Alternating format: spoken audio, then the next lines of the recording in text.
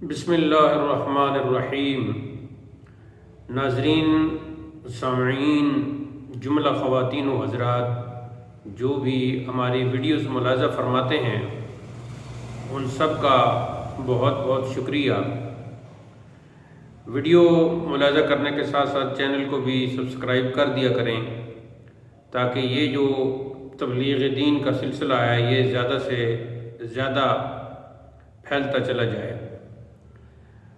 یہ جو ہماری ویڈیوز کا سلسلہ شروع ہوا ہے اس میں ہم مختلف فرقوں کے باطل اور غلط عقائد کا جائزہ پیش کر رہے ہیں اور ساتھ ہی بعض علماء کا تبصرہ اور بعض علماء کی طرف سے کیے گئے سوالات بھی پیش کر رہے ہیں۔ مقصد صرف یہی ہے کہ نسل نو ان گستاخ مولویوں اور ان کی گستاخانہ عبارتوں اور مختلف فرقوں کے غلط اور باطل عقائد سے آگاہ ہو کر اپنے ایمان کی دولت کو محفوظ کر سکیں۔ اب پچھلی نشست میں ہم نے مولوی اشرف علی تھانوی دیوبندی کی کتاب حفظ الایمان کی مشہور زمانہ گستاخانہ عبارت پیش کی تھی اور اس پر بعض علماء کی طرف سے کیے گئے سوالات بھی سامعین کو گواہ بناتے ہوئے دیوبندیوں اور ان کے ماننے والوں کی خدمت میں پیش کیے تھے۔ اب جواب دینا تو ان کا کام ہے، جواب تو ان کے پاس ہے نہیں، بس یہی جواب ہے کہ ان عبارتوں سے اور ان عبارتوں کے لکھنے والوں سے اپنا تعلق قطع کریں اور اپنے ایمان کی حفاظت فرمائیں۔ اب دیکھیے مولوی اشرف علی تھانوی کی وہ عبارت کس قدر گستاخانہ ہے۔ اس حوالے سے ہم ایک روایت پڑھتے ہیں، تفسیر در منصور میں ہے کہ حضور علیہ السلام کے زمانے میں ایک اونٹنی گم ہو گئی۔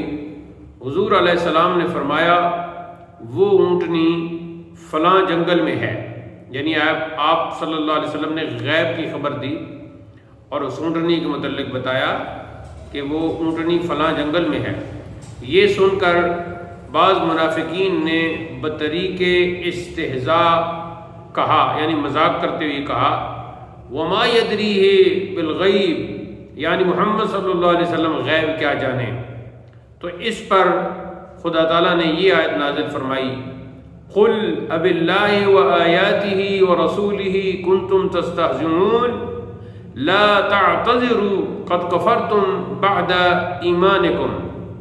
ترجمہ، اے حبیب ان منافقین سے فرما دیجئے کہ اللہ اور اس کی آیتوں سے اور اس کے رسول سے ٹھٹھا کرتے ہو، بہانے نہ بناؤ، تم کافر ہو چکے ہو، قد کفرتم، تم کافر ہو چکے ہو بعد ایمانکم، ایمان لانے کے بعد۔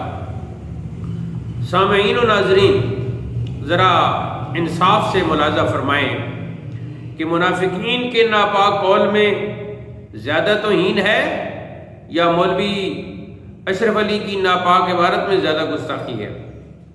منافقین نے تو کہا تھا کہ حضور غیب کیا جانے، یعنی جیسے اور انسان غیب نہیں جانتے یہ بھی نہیں جانتے، تو منافقین نے حضور علیہ السلام کے علم کو اور انسانوں کو، یعنی منافقین نے حضور علیہ السلام کے علم کو باقی انسانوں کی طرح اور انسانوں کی طرح نہیں سمجھا، مگر مولوی اشرف علی تھانوی نے حضور علیہ السلام کے لیے بچوں، پاگلوں، جانوروں اور چوپایوں کا سا علم بتایا۔ انصاف سے کہنا، مولوی اشرف علی حضور علیہ السلام کی توہین میں کفار منافقین سے بڑھ چڑھ کر ہے یا نہیں؟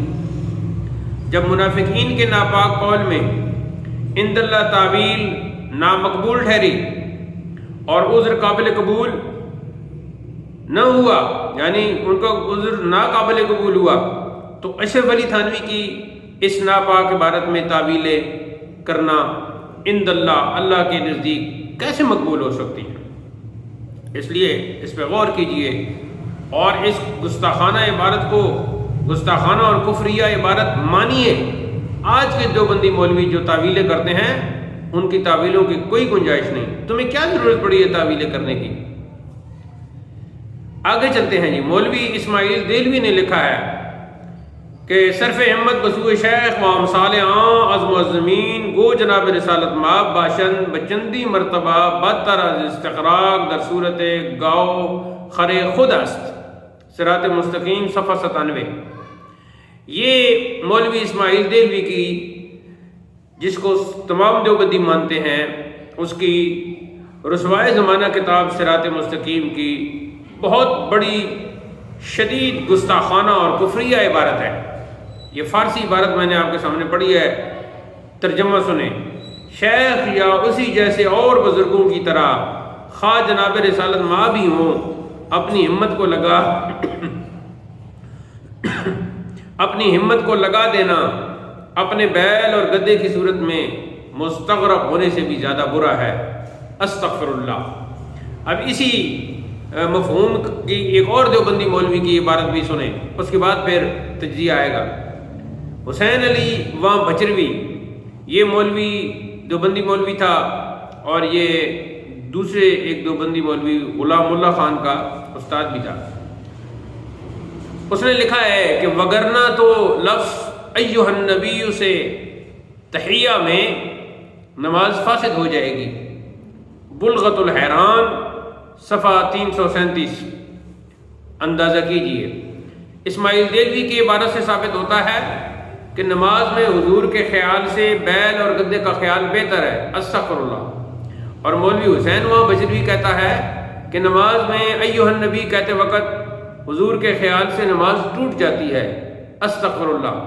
اچھا، یہ تو حضور کے بارے میں انہوں نے کہا، اب ذرا دیوبندیوں کا تصور شیخ بھی ملاحظہ ہو۔ خان صاحب نے فرمایا کہ ایک دفعہ حضرت گنگوئی رحمۃ اللہ علیہ جوش میں تھے اور تصور شیخ کا مسئلہ درپیش تھا۔ فرمایا کہہ دوں، عرض کیا گیا کہ فرمائیے۔ پھر فرمایا کہہ دوں، عرض کیا گیا کہ فرمائیے۔ پھر فرمایا کہہ دوں، عرض کیا گیا فرمائیے۔ تو فرمایا 3 سال کامل حضرت امداد کا چہرہ میرے قلب میں رہا، یعنی حضرت امداد اللہ مہاجر مکی رحمۃ اللہ علیہ، اور میں نے ان سے پوچھے بغیر کوئی کام نہیں کیا۔ ارواح ثلاثہ صفحہ 341۔ اب ذرا ایک اور حوالہ بھی ملاحظہ کیجئے، پھر ان عبارات پر تجزیہ کرتے ہیں۔ مولوی عبد الماجد دریابادی، یہ تھانوی صاحب کے خلیفہ خاص نے ایک مرتبہ تھانوی صاحب کو خط لکھا۔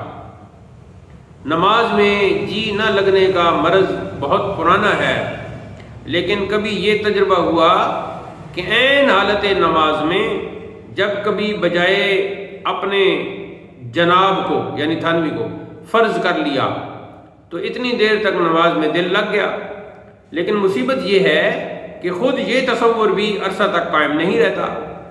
بہرحال اگر یہ عمل محمود ہو تو تصویب فرمائی جائے، یعنی اس کو درست کرا دیا جائے، ورنہ آئندہ احتیاط رکھوں گا۔ اب تھانوی صاحب کا جواب ملاحظہ کریں جی، یہی کتاب حکیم الامت، یہی صفحہ نمبر 54، معمود ہے یعنی اچھا ہے جبکہ دوسروں کو اطلاع نہ ہو، اگر دوسروں کو پتہ نہ چلے تو پھر معمود ہے۔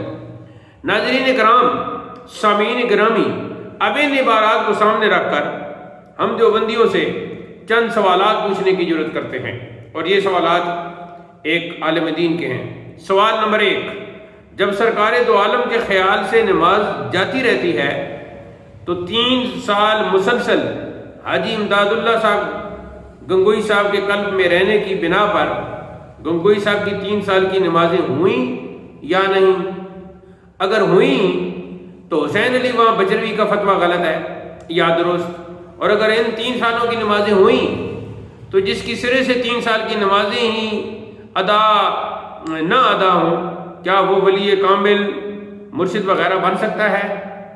سوچ کر جواب دیں کہ گنگوئی صاحب کی 3 سالہ نمازوں کا کیا حشر ہوا۔ سوال نمبر 2، جب حضور کے خیال سے نماز نہیں ہوتی تو ظاہر ہے کہ عبد الماجد کو جب اشرف علی کا خیال نماز میں آیا تو ان کی بھی نماز نہ ہوئی۔ لیکن تھانوی صاحب نے کہا کہ نماز میں میرا خیال جماتے رہا کرو، یہ کام محمود ہے، ابھی حوالہ گزرا۔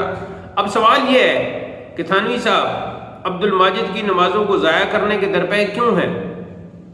سوال نمبر 3، اگر یہ کہا جائے کہ عبد الماجد کو اشرف علی کا خیال آیا اور گنگوئی صاحب کے دل میں حاجی امداد اللہ کا خیال آیا، اس سے تو بہتر تھا کہ ان کے دلوں میں کسی کتے، خنزیر یا گدھے کا خیال آ جاتا، تو ناراضی تو نہیں ہوگی اور اسے اپنے مولویوں کی توہین تو نہیں سمجھا جائے گا۔